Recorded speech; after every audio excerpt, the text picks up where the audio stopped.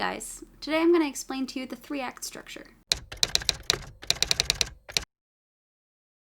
The 3-act structure is a common way that novelists and screenwriters plot their stories. While there are many ways to structure fictional plots, such as Joseph Campbell's The Monomyth or the 5-act structure, the 3-act structure is by far the most famous. Before we get started, I want to remind all of you to quickly go over and enter my giveaway. It closes in 7 days, so you still have 7 days to go and enter your name and see if you could win the 6 books. I put the link in the description, so head on over there and enter for a chance to win 6 young adult horror books just in time for Halloween. So storytelling through acts can be traced back to Aristotle's Poetics. In Poetics, Aristotle claims that every story needs to have a beginning, middle, and end. Each act in the 3-act structure responds to the story's beginning, middle, and end, respectively. Aristotle also claimed that stories are made up of cause and effect actions. In order for a story to drive forward, a character needs to make a decision. That decision needs to have a consequence, which forces the character to make another decision. As you can see in this photo, the 3-act structure is divided into 3 acts: Act 1,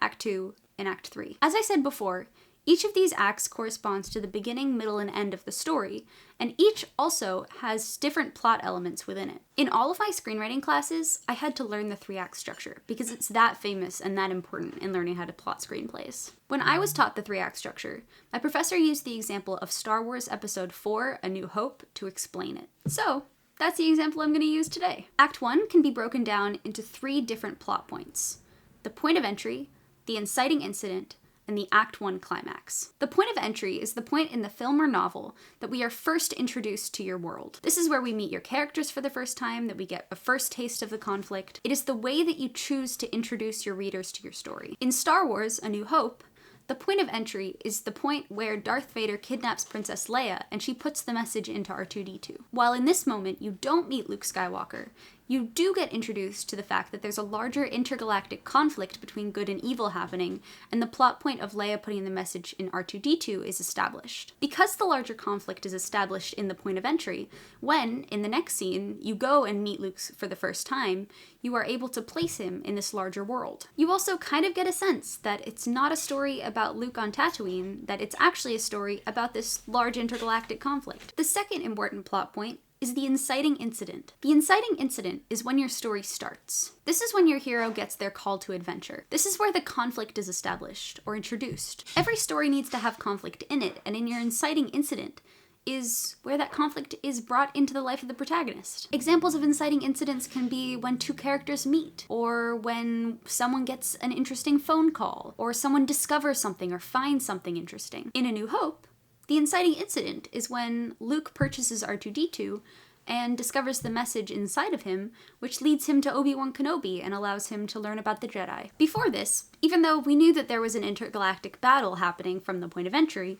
we didn't really know how Luke was going to be involved in that. The inciting incident is Luke's call to adventure. It brings him into this larger conflict and sets him off on his journey. The third plot point in Act 1 is the Act 1 climax. The Act 1 climax refers to the point of no return. This is when your conflict really gets underway and your protagonist has to fully commit to going on this adventure. In Joseph Campbell's Monomyth, there are a couple of steps in between the call to adventure and when the hero actually embarks on the journey, including the refusal of the call. In the Monomyth, the hero has to refuse the call and actually not think that they're well enough equipped to be the hero on this giant adventure. And with the help of a mentor, they'll change their mind and they'll get advice and they'll eventually commit to the actual adventure. That's what the Act 1 climax is. The Act 1 climax launches your character into Act 2. This is when the setup is absolutely done and now they're hitting the ground running, racing towards the climax. The Act 1 climax in A New Hope is when Luke discovers that his aunt and uncle have been murdered and there's nothing left for him on Tatooine,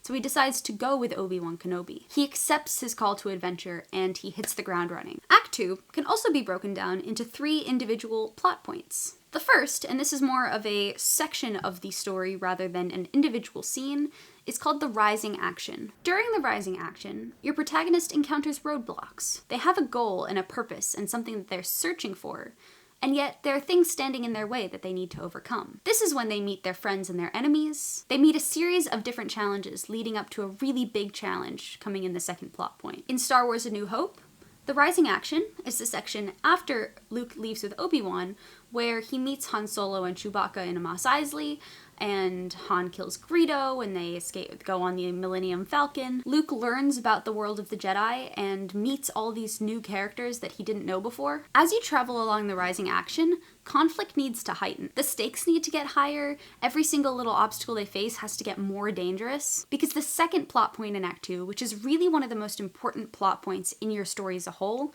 is the midpoint. A significant event takes place in your midpoint. Something needs to happen, either externally or internally within your character, that changes the entire stakes of the mission. In Star Wars: A New Hope, the midpoint occurs when the team goes in to rescue Princess Leia, and Luke has to watch Obi-Wan Kenobi die. Coming in from when I'm editing this, the midpoint actually starts when the Millennium Falcon is captured by the Death Star. Because that's the point where it seems like all hope is gone and like their chances of actually rescuing Princess Leia are very slim. That's what kicks off the midpoint, and it goes off into the whole section where they go and rescue Princess Leia and Obi-Wan dies. This changes the game for Luke Skywalker because obviously he was attached to Obi-Wan Kenobi, and having to watch his death is really heartbreaking, which changes the entire game because now he's alone and he has to go forward alone when before he had Obi-Wan as his mentor. This leads us to the third plot point in Act 2, which is the Act 2 climax. The Act 2 climax is when your protagonist, still reeling from what happened in the midpoint, figures out how to move forward from it. This is where your protagonist is able to rally themselves and get even stronger and refocus on defeating the antagonist. It is the quote-unquote pep talk that your character needs in order to keep going. In A New Hope, the Act 2 climax occurs when they figure out that the Death Star can be destroyed. They figure out where they would need to attack the Death Star in order to make it blow up. This ignites a new hope within the rebels, because even though they've lost Obi-Wan Kenobi, they might still be able to defeat Darth Vader by killing the Death Star. Which leads us into Act 3. The first section of Act 3 is called the Pre-Climax. This is where your protagonist begins to prepare for their fight against the antagonist, and things aren't looking good. This is where there's some fear instilled within your audience that your protagonist might not be successful. In the Star Wars movie, the Pre-Climax is a section where the rebel troops launch attacks on the Death Star that aren't that successful. The TIE fighters keep getting blown up, and it looks like they're going to lose, and that the planet that they're on is going to be blown up when the Death Star gets within the position that they need to be in order to blow it up. Things are looking grim for the protagonist, and something is going to have to happen in order for them to defeat the antagonist. The pre-climax leads into the second plot point, which is the climax. The climax of the story is when your conflict goes head to head. This is when good meets evil, when your protagonist has their giant fight with the antagonist. It's where the conflict is finally over. If it's a series, for now. The climax of A New Hope is when Luke is able to use the Force to blow up the Death Star. The resolution happens when everything in the story kind of settles. They've achieved their goal, or if they haven't achieved their goal, maybe they've redefined their goal. Because Star Wars obviously is a series, the ending of Star Wars, or the resolution, includes a victory celebration, but also a strong feeling that the conflict is not over. They didn't kill Darth Vader.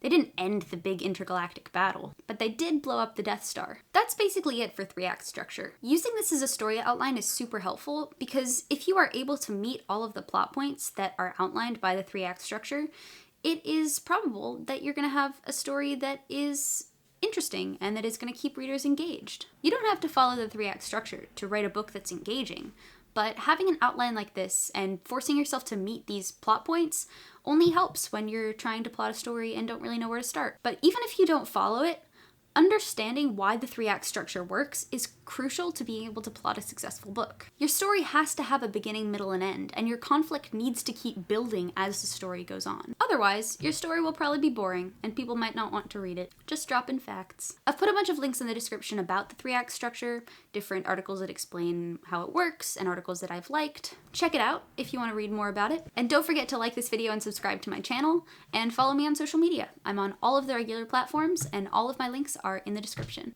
Do you like using the 3-act structure to plot your books? Let me know down in the comments. I would love to hear about your experiences with it. I don't think I'm going to be posting another video until after Halloween, so I'm going to take this opportunity to say happy Halloween, and also happy first day of NaNoWriMo. I am going to be posting my video on the second day of NaNoWriMo, so happy first day in advance. And as always, happy writing.